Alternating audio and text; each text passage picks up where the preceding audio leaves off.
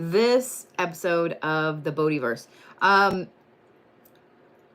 actually almost went back and forth about if I really was going to talk about cryptids and superstitions and stuff tonight. And I wanted to talk about something else, but I am going to see if I can find more information on it, and then we'll talk about it. There was a study that came out from people that were they were studying the DNA of those that have spiritual gifts and abilities, right? So they're studying this DNA. Hold on a minute, YouTube, let me fix you there. They're studying this DNA and they're hoping to prove that it's an anomaly, right? That the people that have spiritual gifts and abilities are mutants, okay? That there's a mutation within their DNA. What they discovered instead was that, no, the people that were the control group, the people that have no claim to have any kind of psychic ability at all, they are the ones that are the anomaly, and that the people that have spiritual gifts and abilities are normal. And to make it even better, they can trace all of that DNA and what changed the DNA. The people that have the odd DNA that they thought were in the normal group, they can trace them all back to the Holy Roman Empire. So because of what the Holy Roman Empire did as far as purging its ranks and its people, and where they took over of those who believed in pagan beliefs, spiritual beliefs, magic, etc., by terminating that line of DNA, they effectively changed the DNA for the vast majority of the Western world. That blew my whole brain. That blew my mind. But I want to find more about the study. I was reading a little bit of it a while ago, and I was like, oh, bitch, you got to be on live.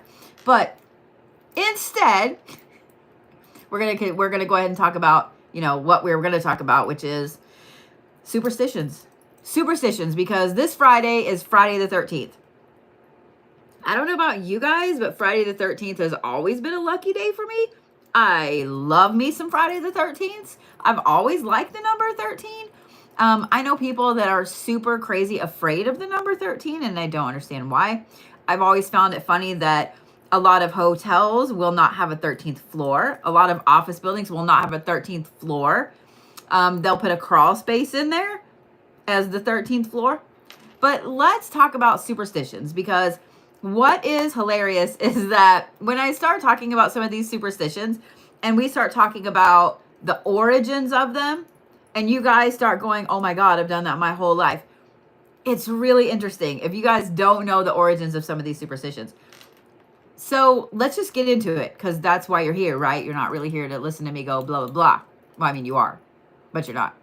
So let's talk about the superstition. I almost said the theory. The superstition that it's bad luck to open an umbrella inside. How many of y'all, show of hands, heard that, did that, and still do that? I was taught when I was younger, do not open an umbrella indoors. Don't open an umbrella indoors. Okay? I will open it and close it on the porch. I will open it and close it outside the car. So when I started really looking into this, at first, you're going to see, well, I found, and if you guys go to look it up, you're going to see a lot of people tentatively say that this dates back to ancient Egypt with the pharaohs' sunshades that they would have. But most modern historians, if you can, I guess, yeah, because it would be history if you're studying superstitions, they trace it back to Victorian England. And I'm going to read you this little blurb I found about why. So there's a book called Extraordinary Origins of Everyday Things from 1989.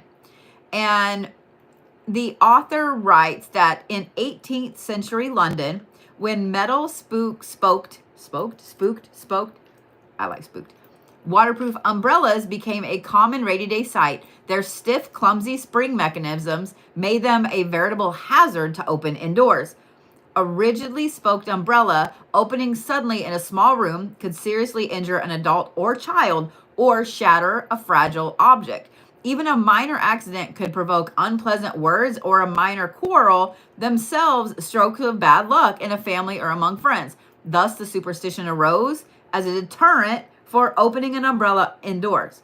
So think about it. What better way to get people not to break your shit or hit your kids with some crazy metal contraption than to talk about the bad luck? Talk about how much bad luck it is. Think about that for a minute, though. If you had a whole bunch of kids running around, you had oil lamps everywhere, and you have somebody come in out of the rain, and they come inside with this big old, first of all, how are they getting it indoors? But they come inside with this umbrella, and they're shaking it, you know, because you kind of pop the rain off a little bit, or they're, I don't know, maybe they just open it before they go outside in the rain. They hit your kid in the face. Now we got kids with scars, you know. Maybe it's a cool scar. Or they open it and it knocks over an oil lamp. It knocks over some prized possession. That would cause some really, really bad shit. It didn't matter if it was the mom, the dad, the grandpa, the uncle, some neighbor, business acquaintance. You're now in a fight with that family. You're now in a fight with that person. So it makes a lot of sense if you really think about it. And what better way to stop people from doing shit than to start a rumor that it's really bad luck? Makes sense to me. Let's talk about bad luck to walk under a ladder. How many of you guys, show of hands, grew up with this one? This one kind of surprised me. It kind of surprised me at the origin of this. Are you guys ready? It's 5,000 years old. That's 5 with 3 zeros. 5,000 years old. That's how old this superstition is. It dates back to ancient Egypt. A ladder leaning against a wall forms a triangle, and Egyptians regard this shape as sacred. Example, pyramids. To them, triangles represent the trinity of the gods, and to pass through a triangle was to desecrate it. So if you were to desecrate the temple of a god, what the hell kind of bad luck are you going to get? What kind of curse are you going to get? Therefore, you don't walk under a ladder leaned up against a building and therefore desecrate that triangle. That, to me, was crazy. There's a couple other things I want to share with you guys about ladders. You ready? This belief, what I'm reading, this little blurb here, this belief winded its way up through the ages. Centuries later, followers of Jesus Christ usurped the superstition, interpreting it in light of Christ's death. The ladder that had rested against his crucifix became a symbol of wickedness, betrayal, and death. So walking under a ladder brought misfortune. I am not walking under a ladder that was leaning against a crucifix. I don't care whose crucifix it was. Do you know how many people were crucified back then? No. What would even make you want to walk under a, I don't understand. Anyway, just superstition aside, because there's one more I'm going to share with you too. Superstition aside, I've never been like, hey, let me walk under this ladder. It'd be the quickest way over here.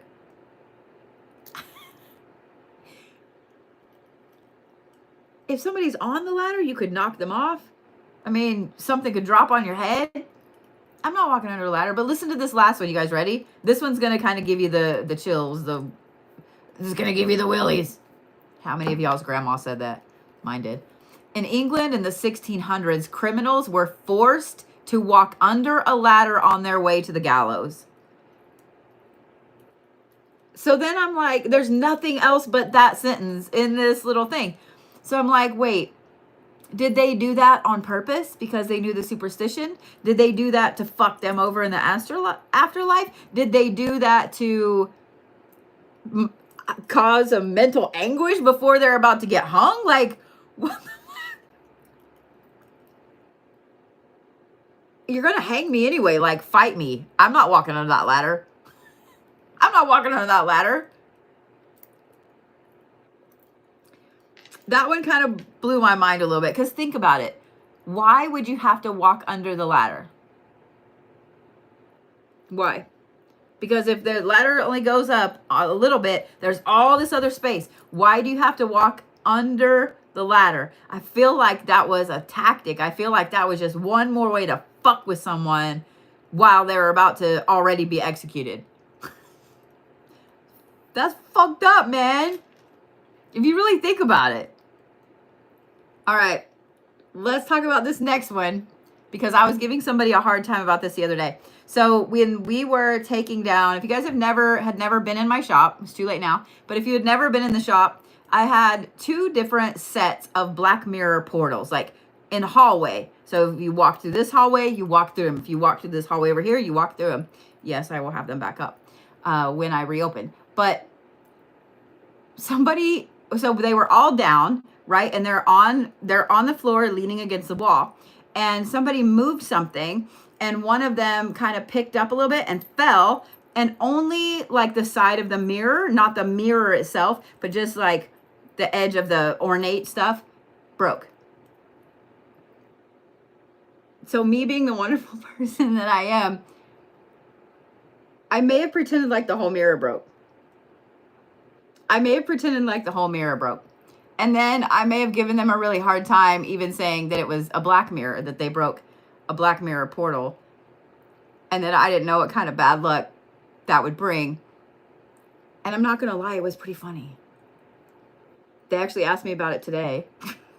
If I really thought it was bad luck. I was like, the mirror didn't break. It was just the edge. It was just a little filigree shit.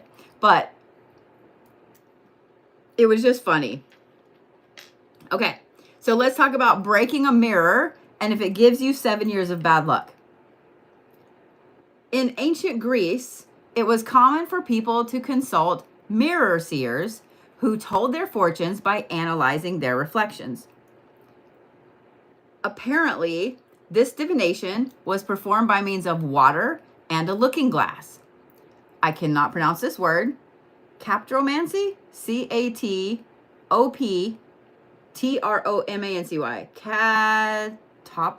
Catopromancy? The mirror was dipped in water, and a sick person was asked to look into the glass. If his image appeared distorted, he was likely to pass away. If it was clear, he would live. I feel like a lot of times if you put a mirror in water and the mirror's running down, the water's running down the mirror, I feel like you're setting someone up for failure. I kind of want to try this experiment, and then I also kind of don't, because what if it's actually a thing? So that started the mirror aspect. But in the 1st century, the Romans added something to that superstition. So the original superstition started in ancient Greece, and it was just because of this, it was this scrying ability to determine if someone was going to pass away or not by this looking glass divination, okay? The Romans had to one-up that. The Romans added to that. It was believed that people's health changed on 7-year cycles, which, you know, as you get older, I could kind of see that.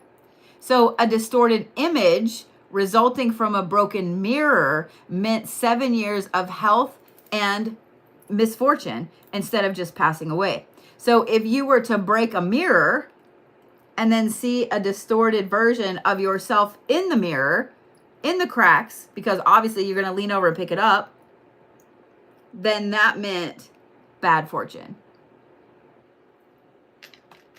That one kind of interested me a little bit. Because then I want to know, what did the ancient Greeks believe if that mirror broke? So what if they dip the mirror in the water, they show the sick person, and it slips out of their hand and the mirror breaks? You know that happened. Inquiring minds want to know. How many of you guys, we're just going to roll right through them. How many of you guys were taught to throw salt over your shoulder? And were you taught left or right? Or both?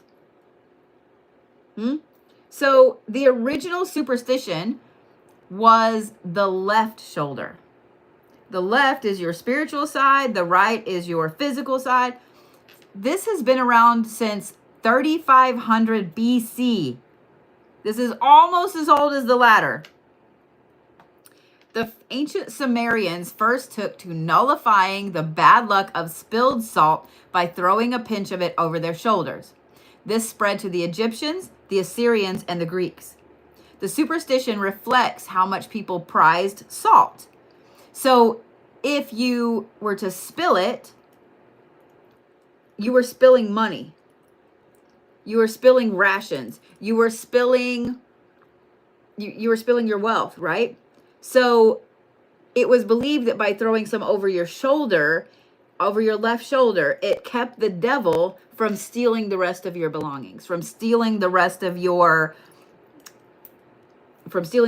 money. So I was looking at a comment on there. The Maori run away and don't look back. Really? That's interesting. This is one I do all the time. Are you guys ready? How many of y'all were taught to knock on wood after you said something that you didn't really want to come true? How many? Historians think that this is the most prevalent superstition in the United States. Think about that. This is the main one. This is the big one. More so than the umbrella, more so than the ladder, and more so than the salt. Knocking on wood. So they don't really know exactly where this one started. Some historians say Europe, some say ancient Greece, some say Rome. Like, no one really knows where this started, but it is after Christ passed away. It's usually attributed to the ritual of touching a crucifix when taking an oath. It also, this historian here thinks that it's a mix of that, as well as knocking loudly to keep away evil spirits.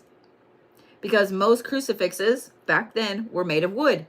So if you are able to knock really loud to get rid of bad spirits, how many of you guys have seen readers, diviners, etc., knock on their tarot cards, knock on their oracle cards? I do every now and then when mine are acting up.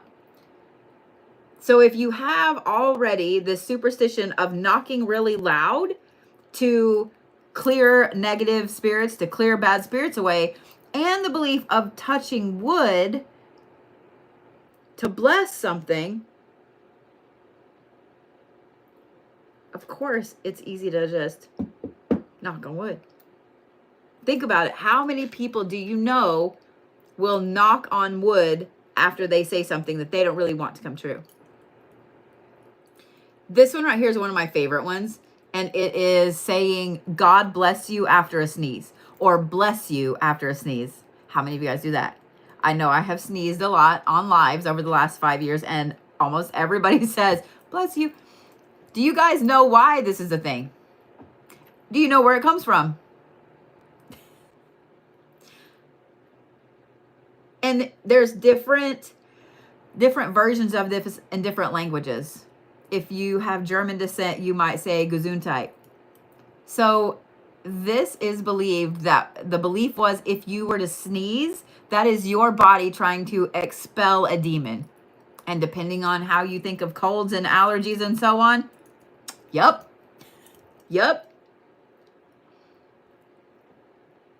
It's believed that this has been around for thousands of years. The bless you, etc. But the particular custom, began in the 6th century by an explicit order from Pope Gregory the Great. It's because there was a terrible pestilence spreading through Italy at the time, and the first symptom was usually severe chronic sneezing, which was often quickly followed by passing away. I don't want to pass away from freaking sneezing. Ow. Pope Gregory urged healthy people to pray for the sick and ordered a light heart response to a sneeze like, God bless you. If the person sneezed when they were alone, the Pope said that they should say, God help me. I think that's hilarious. And I love, how many of y'all watched the movie Dogma back in the day with Matt Damon and Ben Affleck? That is one of my favorite movies ever. I love Dogma. In it, they go into this office. I'm going to yawn because I'm not breathing when I'm talking. They go into an office and one of them sneezes and everybody but like one person says, God bless you or bless you or whatever. And at the end, they have wiped everybody out of the room except for that one person. And then he decides he's going to wipe her out too because she didn't say God bless you. But it's hilarious. This one right here is going to cause some arguments. Are y'all ready? Because depending on where you grew up, you learned this one of two ways. How do you hang a horseshoe over your door? Do you hang it with the opening up or do you hang it with the opening down? Huh? I'm just curious. I'm looking to see how many people up, a couple of downs. More ups on YouTube over there. Okay. Hang a horseshoe on your door, open and up for good luck. The horseshoe is considered to be a good luck charm in a wide range of cultures. Belief in its magical powers date back to the Greeks, who thought that iron had the ability to ward off evil. So for all of you that practice anything, and you have a piece of iron by your door to ward off evil spirits, or the old superstition that iron will get rid of ghosts, you can thank the Greeks for that. Not only were horseshoes made of iron, but they took the shape of the crescent moon, which is a symbol of fertility and fortune in ancient Greece. The belief in the powers of the horseshoe passed from the Greeks to the Romans to the Christians. In the British Isles in the Middle Ages, when the fear of witchcraft was rampant, people put horseshoes open end up on the sides of their houses and doors. People thought that witches feared horses and would shy away from any reminder of them. You just thought you were catching some luck. You didn't know that witches are supposed to be afraid of horses. In that case, I'm fucked since I have a huge horse tattoo on my arm. Oh no. Every single witch in here is like, I like horses. They were wrong. I mean, how many times have you heard a tale of a witch turning into a horse? I'm just saying. I'm just saying. Woo. How many of you guys have been sick as shit lately and are like exhausted? My kid has been exhausted. I am still exhausted. Like, it's ridiculous. Let's talk about black cats. Let's talk about black cats. I did close the door so Vladdy Patty can't come in here. He's been interested in every single thing that I've been doing today. I'm not going to complain. But he got up on my vanity and knocked my jewelry down. Like, he was playing with stuff. Like, I was ready. We had some words. But Kay and I have had a couple conversations today, like where she's come in the kitchen or living room, whatever I was. And he will come and stand right there with us and start talking. It's hilarious. All right. Do you believe that a black cat is lucky or unlucky if it crosses your path? Just saying. Do you believe it's lucky or unlucky? I love how many people think it's lucky. Ooh, I like some people say it's lucky for me. Okay. Unlucky if it crosses. All right. You ready? Many cultures agree that black cats are powerful omens. The ancient Egyptians revered all cats, black and otherwise, and it was their belief that a black cat crossing your path brings good luck. But yet, how many of you guys grew up hearing it was bad luck? How many movies talk about it being bad luck? The ancient Egyptians believed that if a black cat crossed your path, that was good luck. However, oh, here we go. Hang on, let me read this part. The positive reputation is recorded again much later in the early 17th century.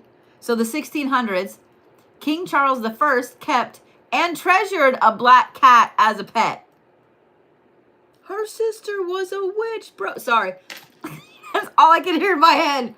The king was a witch, bro. Upon its death, he is said to have lamented that his luck was gone. The supposed truth of the superstition was reinforced when he was arrested the very next day and charged with treason. Think about that for a minute. During the Middle Ages, people in other parts of Europe held quite the opposite belief. They thought that black cats were familiars or your companion, the companion of witches, or a witch in disguise.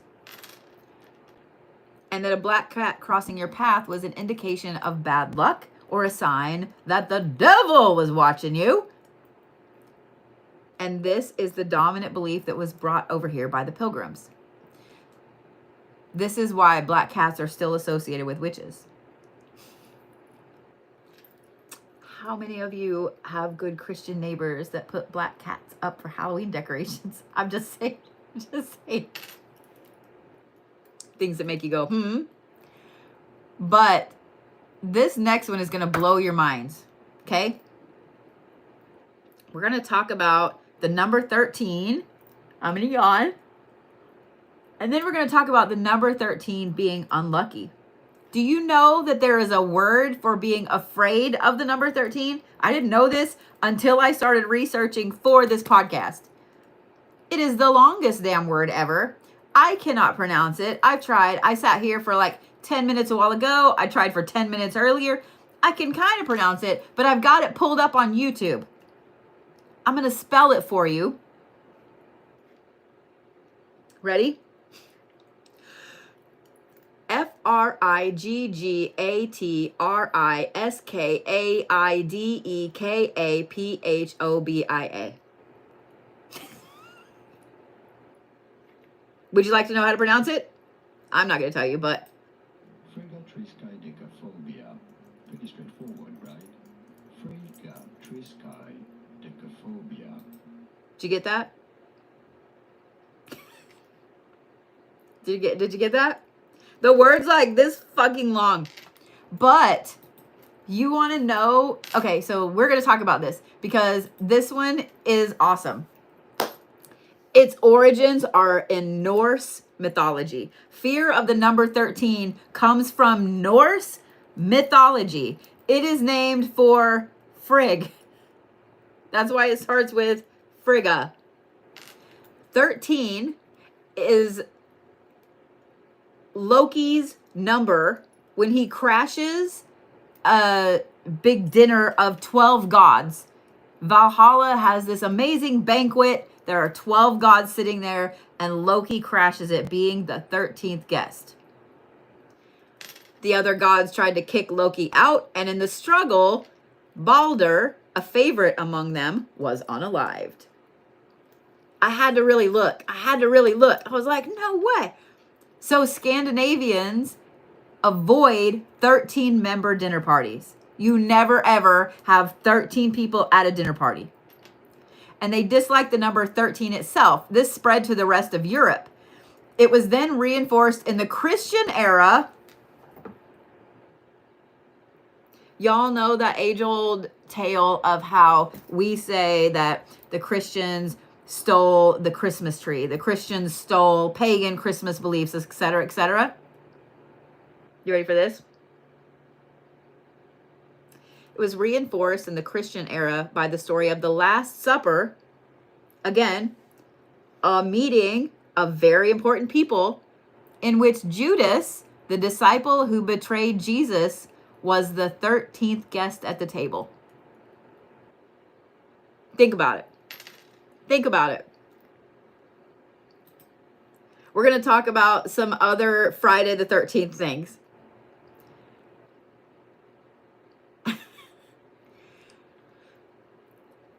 It's also said that Jesus was crucified on a Friday the 13th.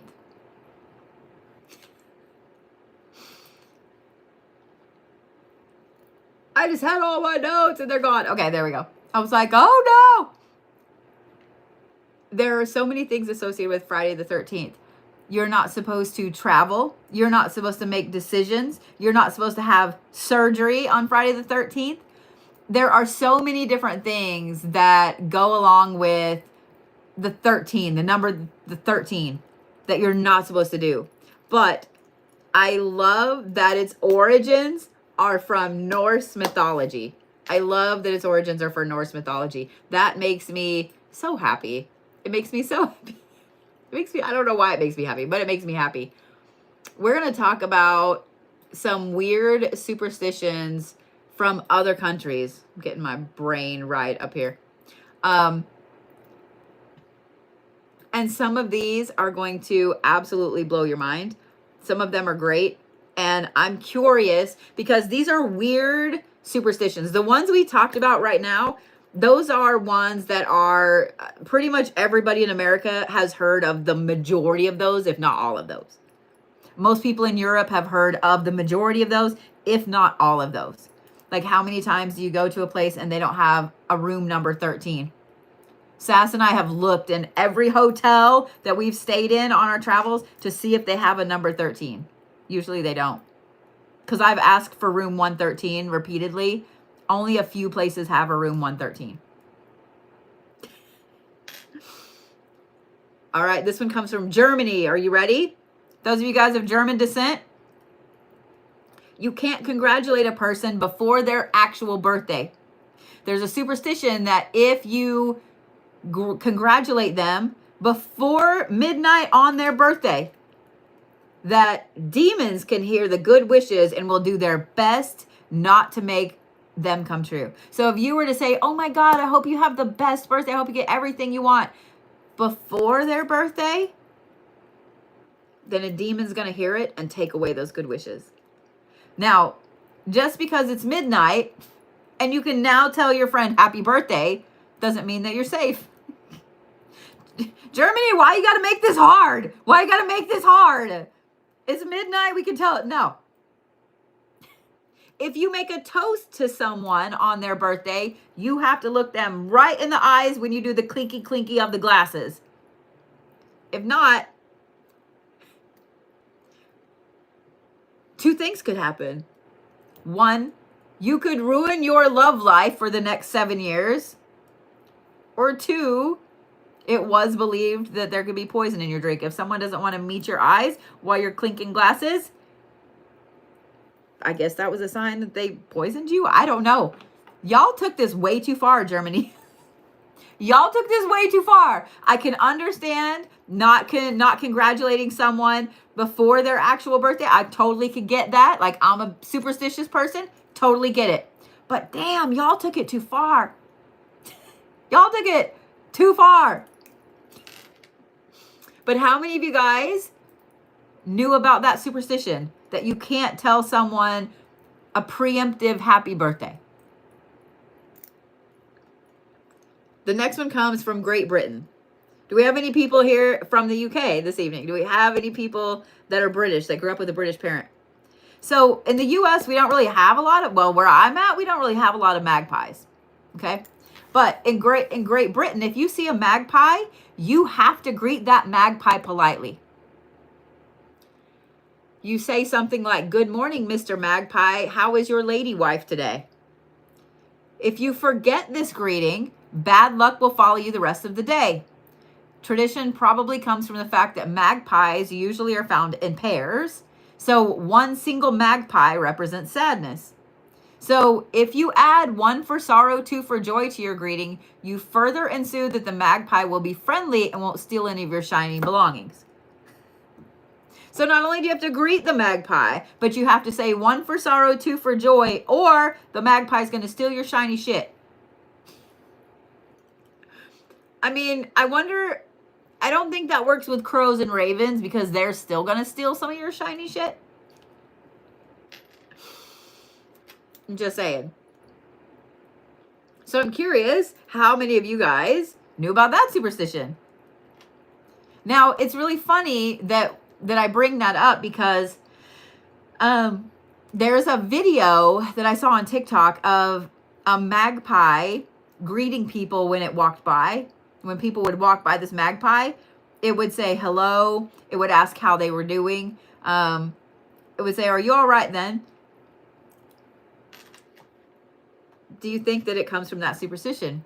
I mean, after reading this, I saw this video days ago, and I may have watched it repeatedly because my algorithm is now morphing from cats falling off of stuff to talking birds, especially like asshole birds. I've had a few asshole birds in my life.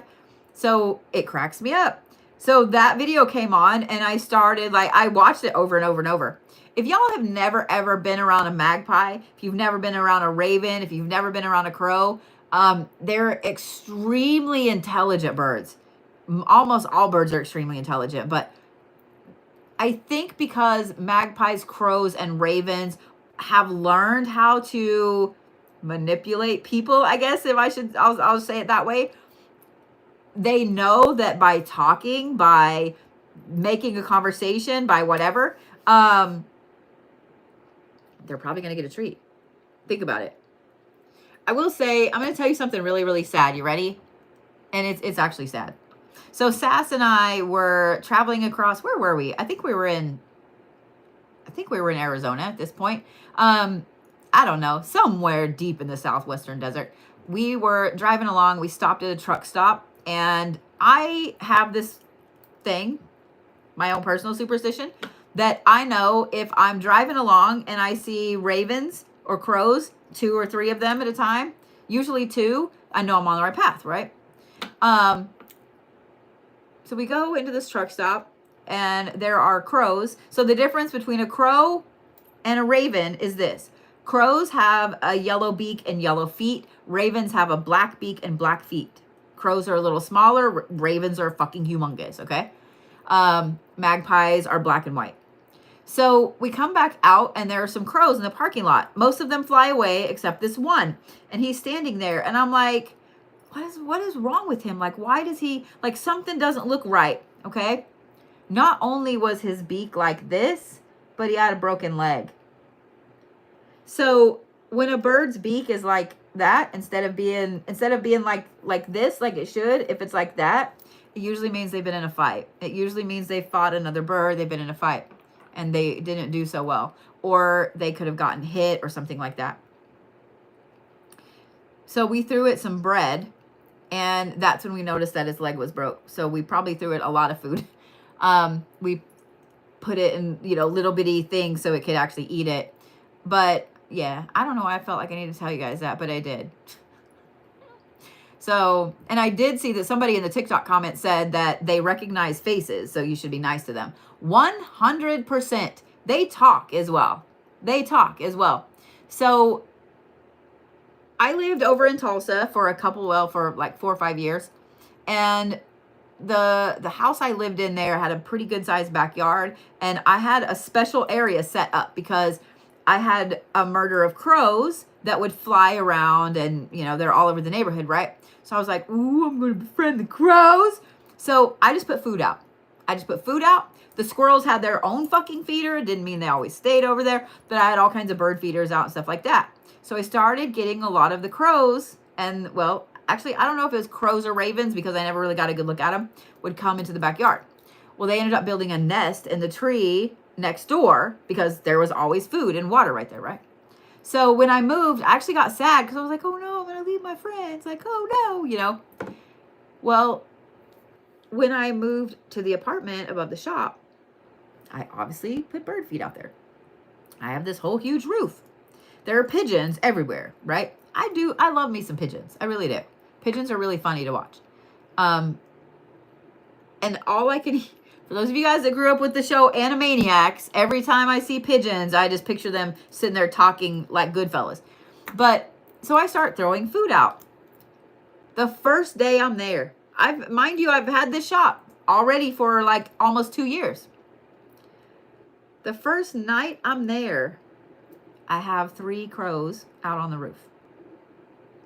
And they come every single day. Here at this house, I didn't move a crazy far amount away from the shop. But I already have crows sitting waiting outside. Like, they sit and wait on the fence for me to come and feed them. They talk. So be nice. Be nice. All right. How many of you ladies were taught not to put your purse on the floor? Show of hands. I was. Do not put your purse on the floor. Not because it's gross. Not because you don't know what is on the floor. That's also gross. But I was taught that if you put your purse on the floor, your money would leave. Your money would leave. You were showing the universe that you didn't need that money, so you were throwing it on the floor. This is actually a superstition from Poland. You ready? Bags have no business being on the ground in Poland because it's believed if you leave your bag unattended, money can easily jump out from there. Think about it. There's another Polish one, and I definitely want to know if any of you guys grew up with this superstition, because this is also an American folk tradition, especially in the East. I don't think that it's really spread completely over through the Midwest and the West, but especially in the East. You ready? If there is a death in the family, you have to bury the body before the following Sunday, or else another death will soon follow. Any of you guys that read any of the old folk magic superstition books, you're gonna come across that. There was also the belief that you put coins over the eyes. That actually dates back to ancient Egypt, but it's followed up all the way up into Europe and over here. Look, a lot of you guys. How many of you guys were taught to cover mirrors when someone passed away? Just show of hands. Just show of hands. To pay the ferryman. That's exactly why the coins are put on their eyes. So a lot of people, especially on the East Coast and the old Granny Mountain magic, you were taught that if someone passed away, you covered all the mirrors in the house. All the mirrors in the house. Because you didn't want their soul getting trapped in those mirrors. All right. How many of you guys have ancestors or family from Spain? Friday the 13th is considered unlucky in many countries, but not Spain. It's actually Tuesday the 13th in Spain. You should never get married. You should never travel. You should never do anything serious on a Tuesday the 13th in Spain. So they don't have Friday the 13th. They have Tuesday the 13th. But what's funny is when the film Friday the 13th came out, it's still Friday the 13th, not Tuesday the 13th. I told you these are some more odd ones, okay? Italy doesn't have Friday the 13th either. They have Friday the 17th. Friday the 17th is always bad news. You shouldn't do anything on that day. You shouldn't celebrate an event. And it gets worse. It gets worse. It's not that you don't get married, you don't make decisions, it's not any of that. You also can't wear purple. If it's Friday the 17th and you're in purple, you're fucked. But don't worry, you can easily combat your bad luck if you embarrass the shit out of yourself in public. And I got to figure out how to say this on TikTok.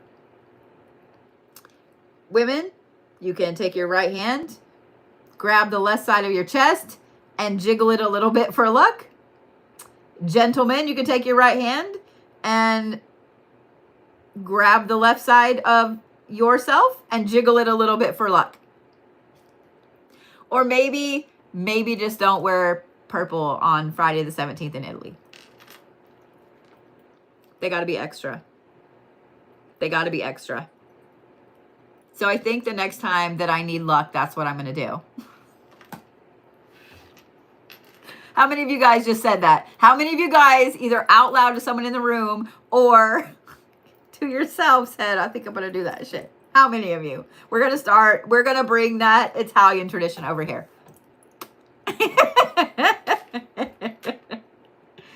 All right. Sweden. Let's talk about Sweden and spiders.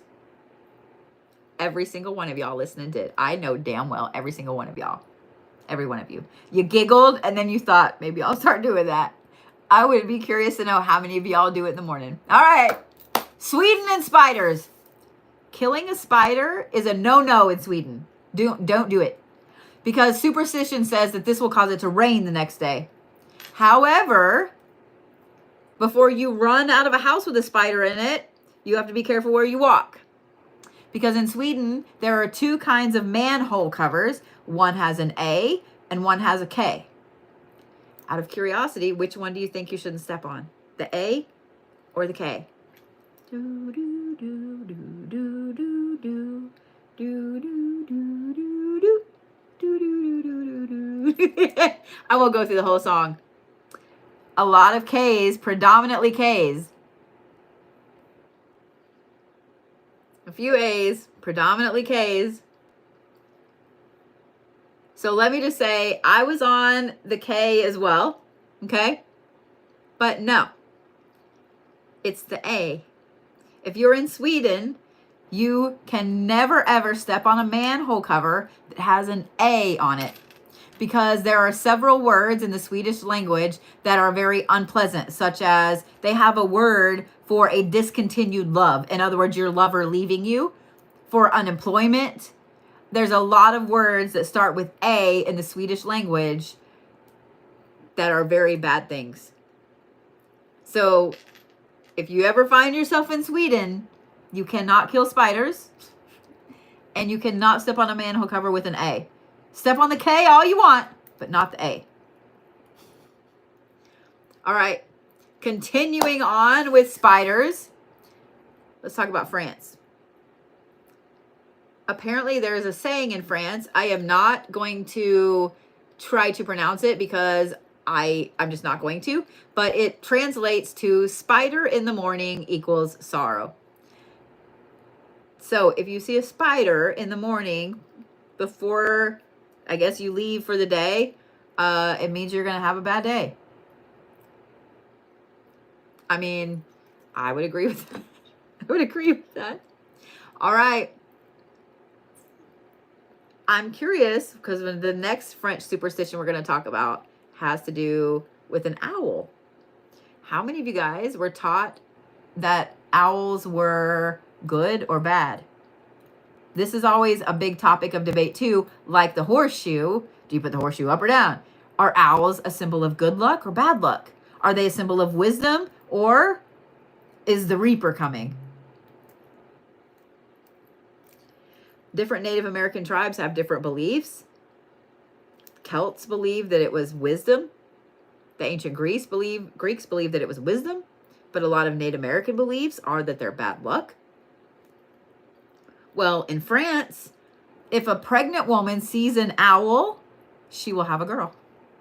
So I guess depending on how you look at that, that could be a good thing or a bad thing. Because if we had Kay first, there would be no boys. Of course, if we had Kay first, there wouldn't be any older brothers to spoil her, so there'd be that. Do you guys want to hear a really good one? This one from France made me go, I have a new ingredient to use in curses now. You ready? You want to know what it is? I know you do. Be careful when it comes to your bread in France. If you leave bread lying upside down, in other words, instead of this being up like this, if you leave it like that, the people who are meant to eat that bread are cursed. How many of y'all at Christmas dinner are going to be turning the bread upside down for your mother-in-law? For Uncle Johnny that always shows up drunk. How many of y'all going to be turning your bread upside down on Christmas dinner? Or maybe just one piece and handing that to someone.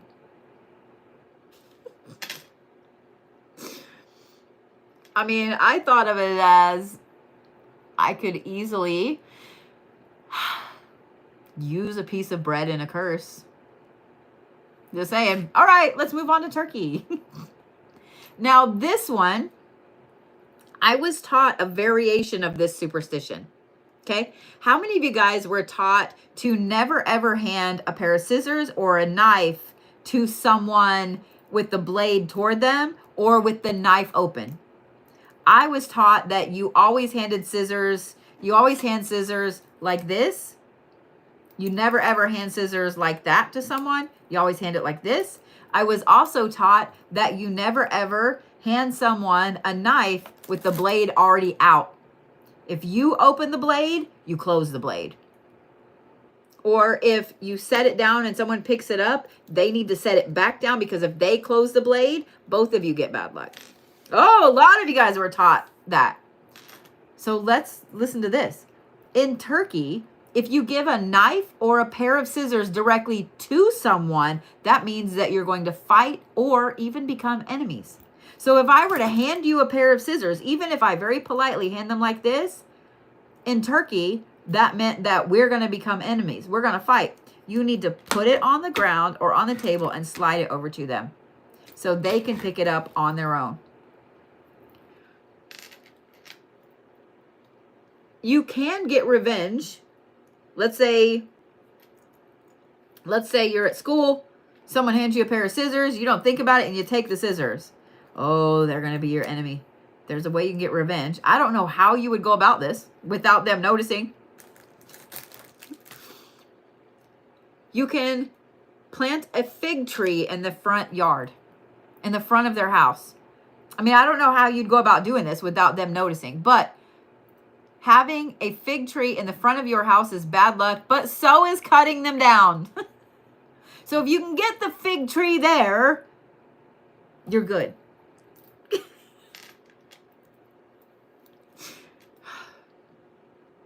This next one comes from Russia. You ready?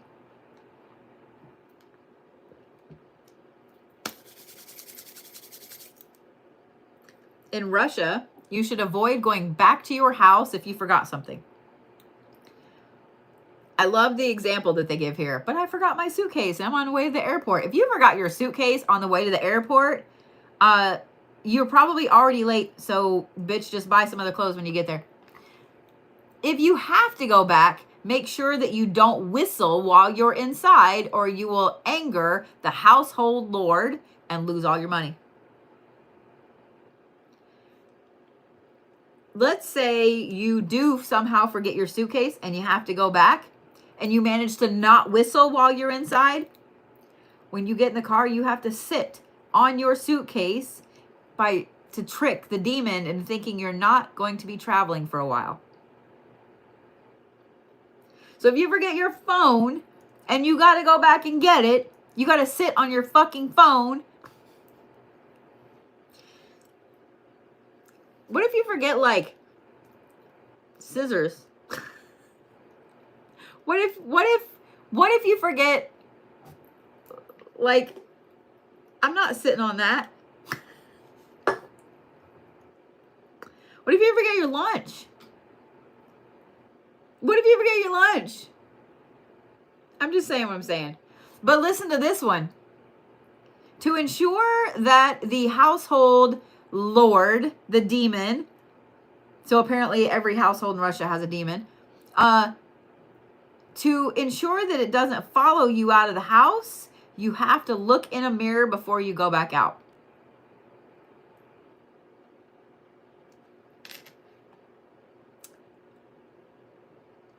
Right? Y'all ready for another one? I love this. Finn JD said, I did this in Russia. You had to take a moment to sit before you left for a journey. I love that. I love that. So it's funny. Someone said, I guess I need a mirror by the door. So I was always taught that you do not, you're not supposed to have a mirror facing your bed. I was taught that, I had to brain the words for a minute. I was taught that you're supposed to have a mirror facing your front door. Okay? My grandparents, the entire time growing up, they had this weird little entryway in their house that they had built. and they had a mirror and a little table with a mirror underneath it, like a table that had a mirror here and a little dish that where they would put their keys, and then a big mirror that went on the wall facing their front door.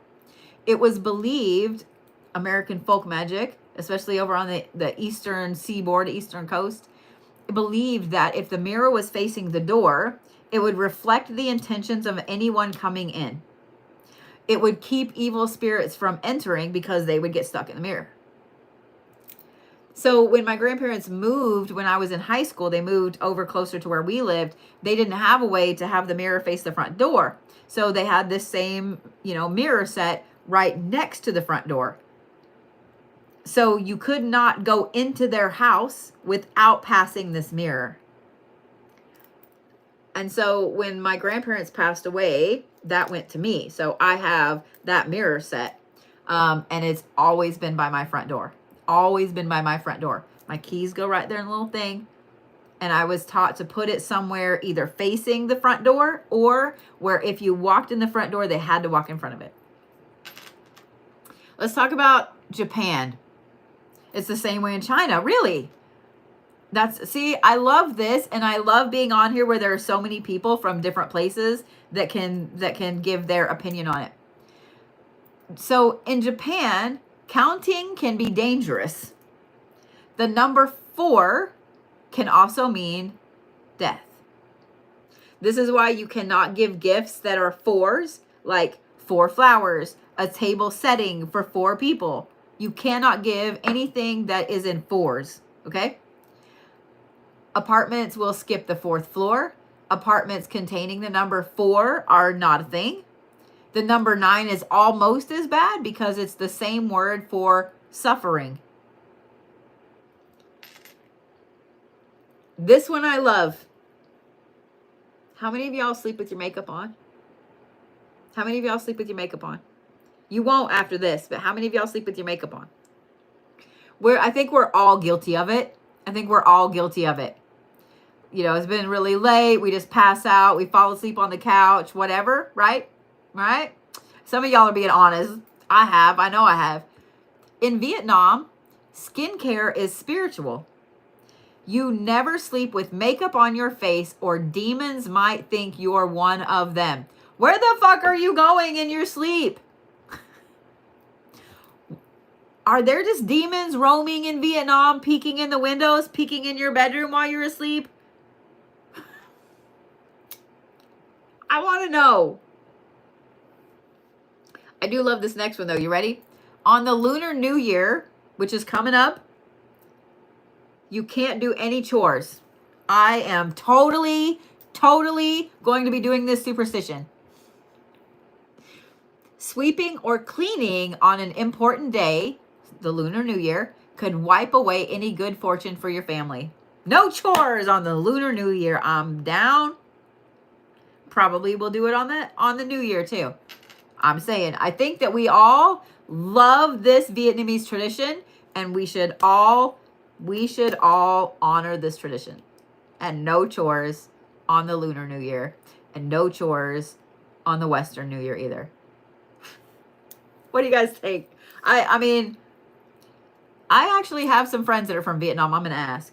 I'm gonna ask their opinion. I'm gonna see if they practice that, if that's something they grew up with. All right. South Korea. Here's a couple from South Korea that I find very interesting. And one of them is extremely similar to Native American beliefs, to old mountain magic beliefs. You guys ready? How many of you guys were taught not to whistle at night? How many of you guys were taught not to whistle at night?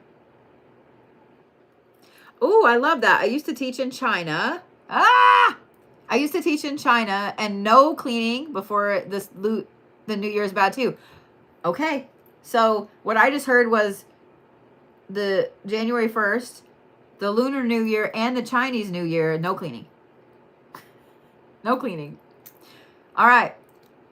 I know almost every single one of you guys have heard that you're not supposed to whistle at night. If you grew up in the United States, I guarantee you heard you're not supposed to whistle at night. You're not supposed to whistle at night, especially in the woods, because it told the little people, it told any forest spirits, it told demons, it told whatever that they could come and get you.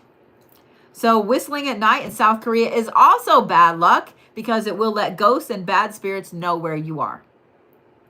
So it's not just here in the United States, it's everywhere, or at least in South Korea.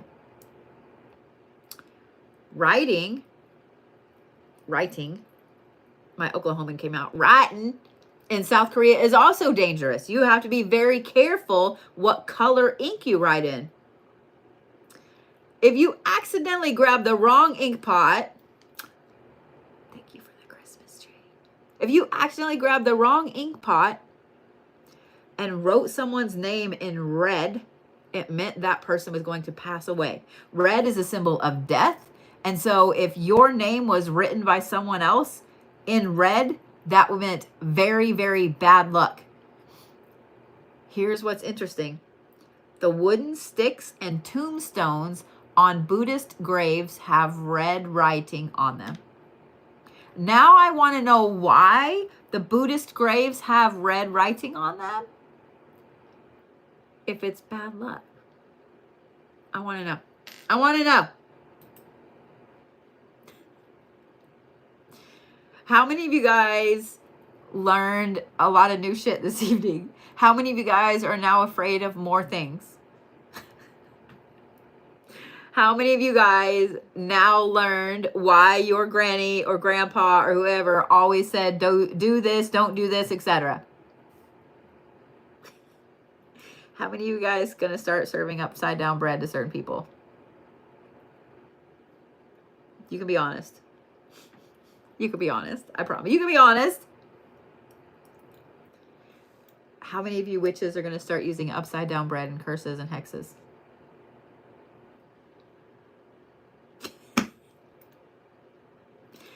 I hope that you guys, I hope you enjoyed this one. I hope you enjoyed this one. We didn't even get time to talk about cryptids, and I think that's okay. I think that's probably a whole other ball of wax.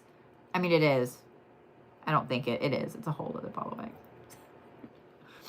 For those of you guys watching over here on YouTube, thank you so much for hanging out with us this evening. I really appreciate it, and I'll see you next Wednesday.